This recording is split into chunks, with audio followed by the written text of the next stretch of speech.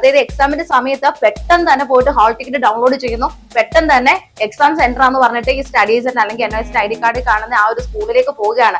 സ്വർണത്തിനൊക്കെ നല്ല വിലയാണ് അല്ലെ. അപ്പൊ അതുകൊണ്ട് തന്നെ എക്സാം ഹാളാണ്, ഒരുപാട് ആൾക്കാർ വരും, നമുക്കറിയില്ലാത്ത ആൾക്കാരുണ്ട് അല്ലെ. സ്വർണ്ണാഭരണങ്ങളൊക്കെ അണിഞ്ഞ് അങ്ങനെയൊന്നും എക്സാമിന് പോകാനായിട്ട് നിൽക്കേണ്ട. എല്ലാം പഠിച്ചു എന്ന് തികഞ്ഞിരിക്കുന്ന ആൾക്കാരൊന്നും അല്ല. അപ്പൊ നിങ്ങൾ എന്താ ചെയ്യേണ്ടത്, നിങ്ങൾ പ്രാർത്ഥിക്കും കൂടെ ചെയ്യാം അല്ലെ. എല്ലാം ദൈവത്തിന്റെ കയ്യിലാണ് അല്ലെ. ദൈവം എന്ന് പറയുന്ന ഒരാളുണ്ട്. അപ്പം എന്നാ വിശ്വാസം ഇല്ലാത്ത ഒരാളാണെങ്കിൽ പോലും ഒന്ന് പ്രാർത്ഥിച്ചിട്ട് പോവുക. അതുപോലെ തന്നെ പരീക്ഷയ്ക്ക് പോകുമ്പോൾ നമ്മൾ പഠിപ്പിച്ച അധ്യാപകരോട് പറഞ്ഞിട്ട് പോവുക. പല അക്കാദമിയിലൊക്കെ ജോയിൻ ചെയ്തിട്ടുള്ള കുട്ടികൾ ഉണ്ടാവും, അല്ലെങ്കിൽ ഈ ഒരു വീഡിയോ കാണുന്ന ആൾക്കാരുണ്ടാവും അല്ലെ.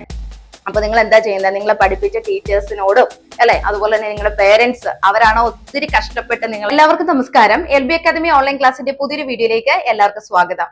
നമ്മുടെ NIOS +2 2025 ഒക്ടോബർ മാസത്തിലേക്ക് പരീക്ഷ എഴുതാൻ പോകുന്ന വിദ്യാർത്ഥികളുടെ പരീക്ഷ നാളെ മുതൽ ആരംഭിക്കുകയാണ്.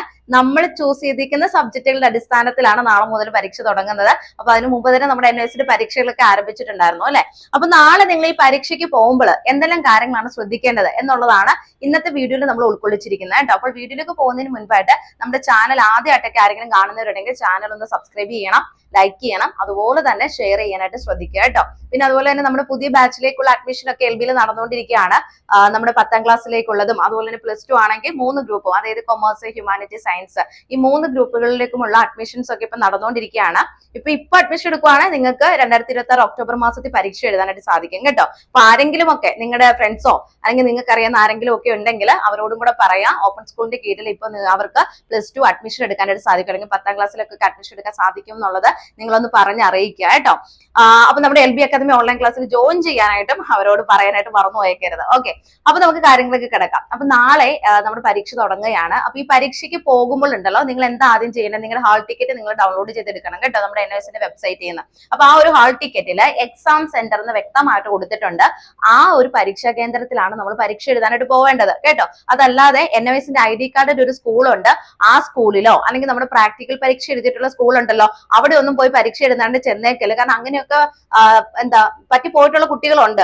അതായത് എക്സാമിന്റെ സമയത്ത് പെട്ടെന്ന് തന്നെ പോയിട്ട് ഹാൾ ടിക്കറ്റ് ഡൗൺലോഡ് ചെയ്യുന്നു, പെട്ടെന്ന് തന്നെ എക്സാം സെന്റർ എന്ന് പറഞ്ഞിട്ട് ഈ സ്റ്റഡി സെന്റർ അല്ലെങ്കിൽ NIOSന്റെ ID കാർഡിൽ കാണുന്ന ആ ഒരു സ്കൂളിലേക്ക് പോവുകയാണ്.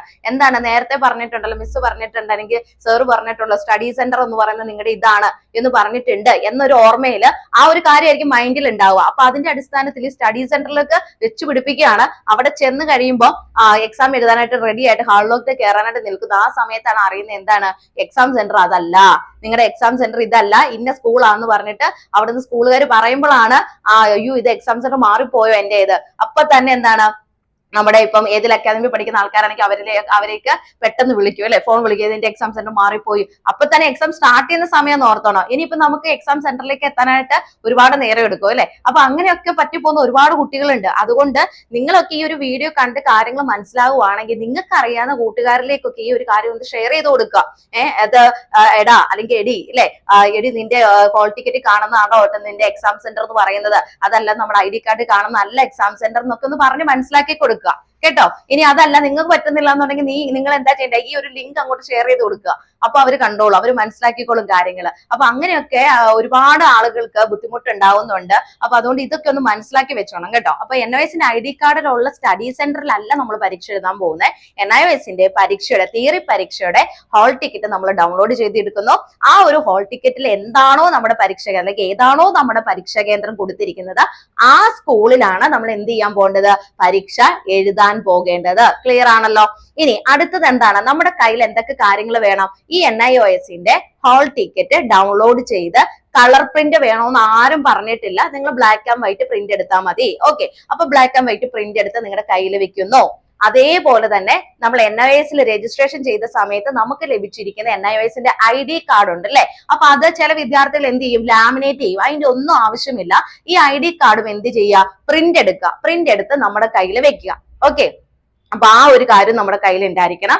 അതുപോലെ തന്നെ എന്താണ്, നമ്മുടെ ഒരു ഫോട്ടോ പതിപ്പിച്ചിട്ടുള്ള ഏതെങ്കിലും ഒരു വാലിഡ് ആയിട്ടുള്ള ഒരു ID പ്രൂഫ് നമ്മുടെ കയ്യിൽ ഉണ്ടായിരിക്കണം. അപ്പൊ അതെന്താണ്, ആധാർ കാർഡാണ് ഏറ്റവും നല്ലത്. ഇനി ആധാർ ഇല്ലാത്ത ചില ആൾക്കാരൊക്കെ ഉണ്ടാവുമായിരിക്കും. അങ്ങനെ ഉണ്ടെങ്കിൽ നിങ്ങളുടെ ഏതെങ്കിലും പാസ്പോർട്ടോ അതല്ലെങ്കിൽ നിങ്ങളുടെ ഇലക്ഷൻ ഐഡിയോ അങ്ങനെ എന്തെങ്കിലും, അല്ലെങ്കിൽ ഡ്രൈവിംഗ് ലൈസൻസോ അങ്ങനെ എന്തെങ്കിലും എന്താണ് ഫോട്ടോ പതിപ്പിച്ചിട്ടുള്ള ഏതെങ്കിലും ഒരു വാലിഡ് ID പ്രൂഫ് നിങ്ങളുടെ കയ്യിൽ ഉണ്ടായിരിക്കണം. പിന്നെ നിങ്ങൾക്ക് പരീക്ഷ എഴുതാൻ വേണ്ടിയിട്ടുള്ള പെന്ന്, പെൻസില്, അല്ലെ, സ്കെയില്, ഇങ്ങനെയുള്ള സാധനങ്ങളെല്ലാമായിട്ട് വേണം എന്തുപോലെ ചെയ്യാൻ, പരീക്ഷയ്ക്ക് പോകാൻ. അതിനകത്ത് ഒരു നാണക്കേടും വിചാരിക്കണ്ട കേട്ടോ. ചില ആളുകൾ പറയും മിസ് എനിക്ക് ഈ പെൻസിലും പേനയൊക്കെ ആയിട്ട് പോകാൻ, പേന എന്തായാലും വേണമല്ലോ, പെൻ വേണം എന്തായാലും, അപ്പം ഇതൊക്കെ ആയിട്ട് പെൻസിലൊക്കെ ആയിട്ട് പോകാൻ എനിക്ക് നാണക്കേടാന്ന് പറയാം. അപ്പൊ അതിന്റെ ഒന്നും ആവശ്യമൊന്നുമില്ല. നമ്മൾ പരീക്ഷ എഴുതാൻ പോകുന്ന ആളുകളാണ്. സോ നമുക്ക് വേണ്ട പരീക്ഷയ്ക്ക് നമുക്ക് എഴുതാനായിട്ട് എന്തൊക്കെ സാധനങ്ങൾ വേണോ അതെല്ലാം നിങ്ങളുടെ കയ്യിൽ ഉണ്ടായിരിക്കണം. അവിടെ ഒരു നാണക്കേടും വിചാരിക്കാനായിട്ടില്ല കേട്ടോ. പെൻസിലും പെന്നും എല്ലാ കാര്യങ്ങളും, സ്കെയിലും, നിങ്ങൾക്ക് എന്തൊക്കെ കാര്യങ്ങളാണോ വേണ്ടേ അതെല്ലാം നിങ്ങളുടെ കയ്യിൽ ഉണ്ടായിരിക്കണം. പിന്നെ എക്സാം എഴുതുമ്പോൾ ബ്ലൂ കളറില് ബ്ലൂ പെൻ യൂസ് ചെയ്യുക. അവിടെ ജെൽ പെൻ ഒന്നും യൂസ് ചെയ്യാനായിട്ട് പറ്റത്തില്ല. സാധാ നോർമലി ആയിട്ടുള്ള നോർമൽ പേന വാങ്ങിച്ചാൽ മതി, ഒരു കുഴപ്പമില്ല കേട്ടോ.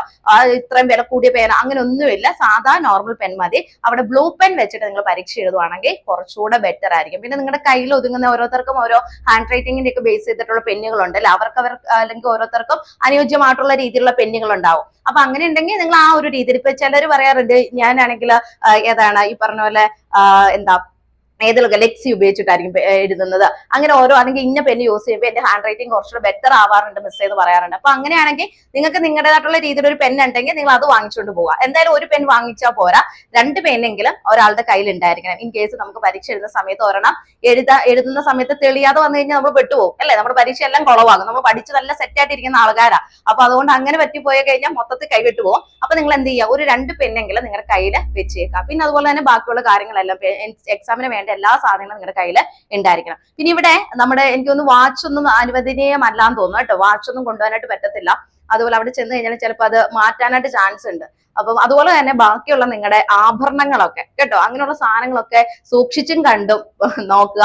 കാരണം ഇപ്പൊ നല്ല സ്വർണത്തിനൊക്കെ നല്ല വിലയാണ് അല്ലെ. അപ്പൊ അതുകൊണ്ട് തന്നെ എക്സാം ഹാളാണ്, ഒരുപാട് ആൾക്കാർ വരും, നമുക്കറിയില്ലാത്ത ആൾക്കാരുണ്ട് അല്ലെ. അപ്പൊ നമ്മുടെ സേഫ്റ്റി നമ്മൾ തന്നെ നോക്കേണ്ടതാണ്. സോ നിങ്ങൾ ഒരുപാട് സ്വർണ്ണാഭരണങ്ങളൊക്കെ അണിഞ്ഞ് അങ്ങനെയൊന്നും എക്സാമിന് പോകാനായിട്ട് നിൽക്കേണ്ട. അപ്പൊ അതൊക്കെ മാറ്റി വെച്ചിട്ട് സിമ്പിൾ ആയിട്ട് തന്നെ പരീക്ഷയ്ക്ക് പോവുക. അതേപോലെ തന്നെ കാൽക്കുലേറ്റർ ഇങ്ങനെയുള്ള സാധനങ്ങളൊക്കെ ഒഴിവാക്കും. അപ്പം നാളത്തെ പരീക്ഷയ്ക്ക് കാൽക്കുലേറ്റർ വേണ്ട, എങ്കിൽ പോലും വരാൻ പോകുന്ന പരീക്ഷയ്ക്കൊക്കെ കാൽക്കുലേറ്റർ ഒന്നും നമുക്ക് അനുവദനീയമല്ല എന്നുള്ള കാര്യം മനസ്സിലാക്കുക കേട്ടോ. അപ്പം ഈ ഒരു രീതിയിലാണ് നമ്മുടെ പരീക്ഷ NIOSന്റെ പരീക്ഷ നടക്കുന്നത്. അപ്പൊ ഇത്രയും കാര്യങ്ങൾ ശ്രദ്ധിച്ചു വേണം നിങ്ങൾ നാളത്തെ പരീക്ഷ എഴുതാനായിട്ട് പോകേണ്ടത്.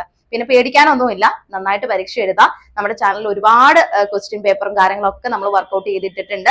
അതൊക്കെ കണ്ടിട്ട് നാളത്തെ പരീക്ഷ നല്ല ഒരു ആത്മവിശ്വാസത്തോടു കൂടി നന്നായിട്ട് എഴുതാനായിട്ട് ശ്രദ്ധിക്കുക.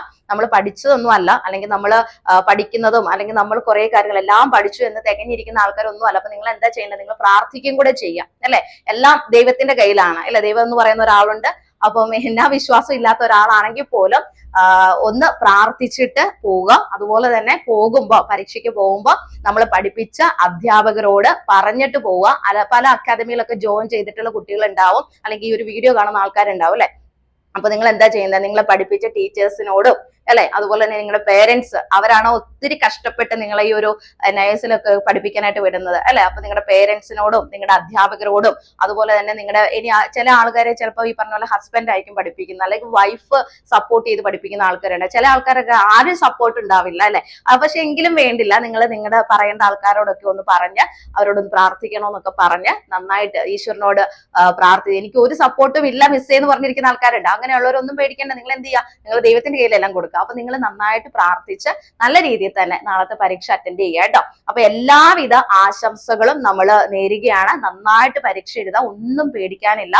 ഈ പരീക്ഷ മാത്രമല്ല, മുന്നോട്ട് വരുന്ന എല്ലാ പരീക്ഷകളും നന്നായിട്ട് പഠിച്ച് നല്ല ആത്മവിശ്വാസത്തോടു കൂടി എഴുതാനായിട്ട് ശ്രദ്ധിക്കുക.